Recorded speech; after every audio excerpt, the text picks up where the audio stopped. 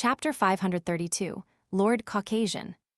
After changing his face and turning into one of the two main streets, Klein went straight to the green mailbox and took out a letter he had prepared long ago from his pocket. This was a death notice he had forged as an imitation of an official police document. It was sent to the sergeant of the town of Simeem Harbor. It was about the sudden death of the local resident, Went, in Bayam. When deciding to do the acting, Klein had worked out a plan to keep things on track and not cause irreparable damage to the girl, Rain. His plan was to use the slumber charm to camouflage the real acting as a dream. This way, if Rain had no love for Went, he expected her to directly reject his confession. After hearing about the other party's death, she wouldn't feel any guilt, and at most some fear. In response to this, she could effectively be placated by going to church to pray and confess. If Rain also liked Went and responded to the confession, then the dream would give Klein a chance to extricate himself from the situation. The notification of Went's death would kill Rain's expectations, and it wouldn't have too negative an impact on her future life. But even so, it's still a bit cruel. No matter what kind of woman she is, facing the situation of a guy confessing to her in her dreams after his death is definitely going to be heartbreaking. She wouldn't be able to recover for a long time. Well, if I didn't do anything, and when the news of Went's death reaches her, Rain would definitely feel very sad even if it might not be that serious. However, that knot in her heart would never be able to be mended, and she would be stuck wondering for the rest of her life whether Went had gone out on an adventure to pursue his and her future, or if he simply didn't like her. It's not a bad way to end things like this.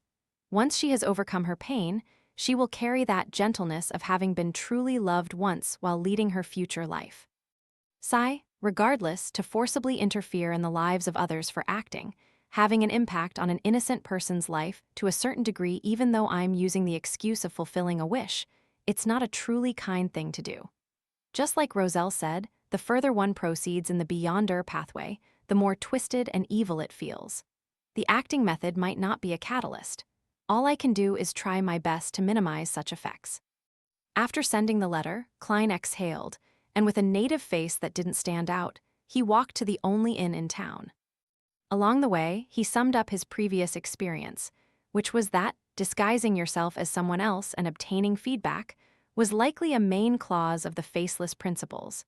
Second only to you can disguise yourself into anyone, but you are ultimately yourself. If it were any other faceless, they would have blocked out information about Went's death for the sake of this role.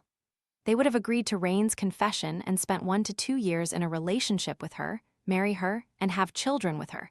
And then, to not be bound by the various relationships in this identity, remember who they were and leave coldly. If there was no exposure during this process, the potion would mostly be digested. But I really can't do it. It's just completely against my conscience. I can only try to push the envelope. Klein sighed, inexplicably afraid. He shook his head and thought, in a silent, self-deprecating manner. Beyonders not only have to constantly fight against threats and madness, but also fight against all kinds of evil thoughts, as well as the corruption that pulls one down and can cause one to fall if they aren't careful. Even so, at the end of the day, one might still be corrupted by the abyss, becoming a monster that one swears to get rid of. Sigh. Suppressing his thoughts, Klein stepped into the inn and said to the boss behind the counter, "An ordinary room." The thin boss looked up and gave a glance, saying, "A valid ID certificate." "How can a face I just came up with have one?" Klein smiled in embarrassment. "I forgot to bring it." "Then you cannot stay here. This is the rule of our town." The boss once again lowered his head and calculated his income and expenditure for the day.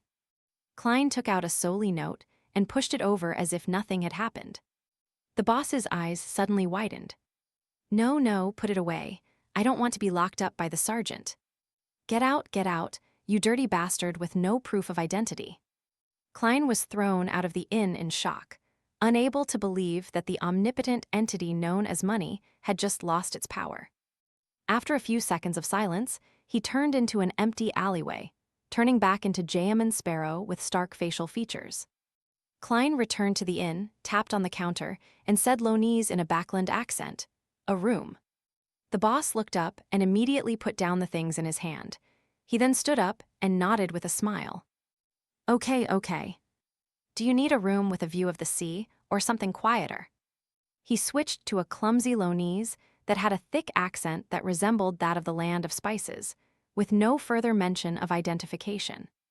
This really is a pragmatic world. Klein silently lampooned and politely responded, quiet. Yes, yes, immediately, the boss responded hurriedly. Then he called an attendant, took the keys, and led Klein personally to the second floor. Sir, how many days will you be staying? It's one solely 5 pence a night.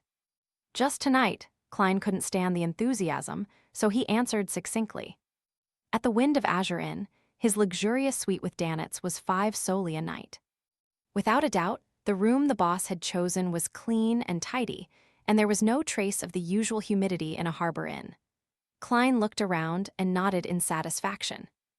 Excellent. It's my honor, the boss flattered with obvious fear. Klein put down his luggage, rested for a while, then he got up and went back down to the ground floor to settle his dinner. Beside the counter, tables were arranged messily on the first floor.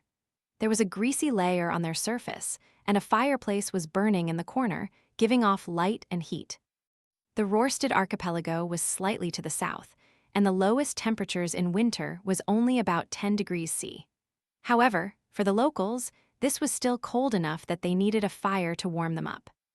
Klein randomly found a seat and sat down, ordering a local specialty of grilled meat and spiced mushroom soup, with the main dish being potato bread. While he was waiting, he swept his gaze over the customers inside the restaurant. His gaze then instinctively landed on a lady. This lady had a head of simple, tied-up black hair and a pair of distinctive greenish-gray eyes. Her appearance was the type that one would never get sick off easily, and the more he looked at her, the more intrigued he became. She was obviously not a native, but she was wearing a man's shirt and a thick tan jacket. By her hand was a round-brimmed hat with a depression in the middle. This was one of the more common adventurer outfits out in the sea. At her table, the 3 other men were the same, and they clearly appeared to have been exposed to the elements. Klein had never hid his appreciation of beautiful ladies, but his attention wasn't drawn to her by her appearance. The sea had a strong sense of discrimination against females. Women who could achieve a certain status among adventurers and pirates were either very scheming, very powerful, or both. They were people that one needed to be cautious and wary about. Their boots have some fresh mud on them. Did they just come back from the forest? They really are adventurers.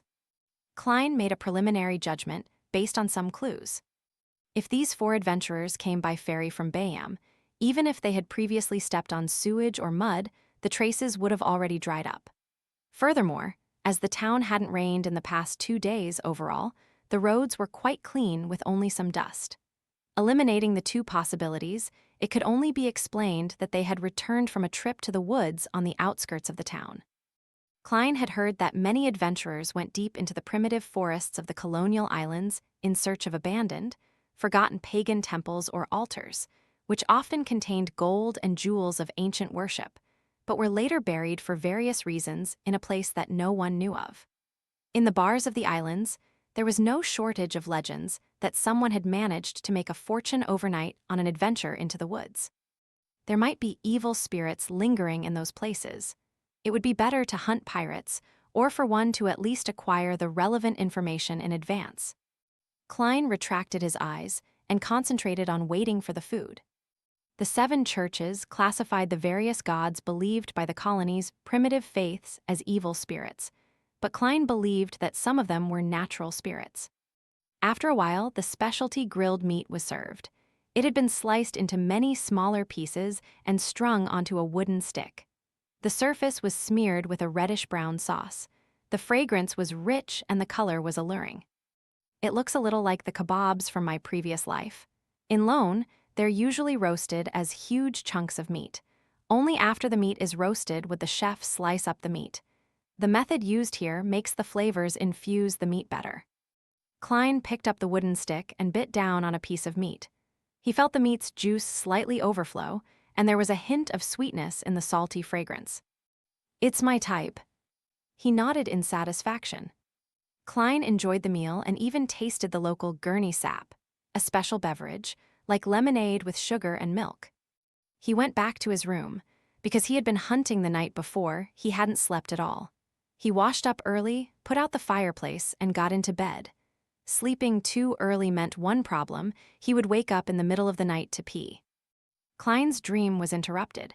He opened his eyes and slowly accumulated the courage to lift his quilt.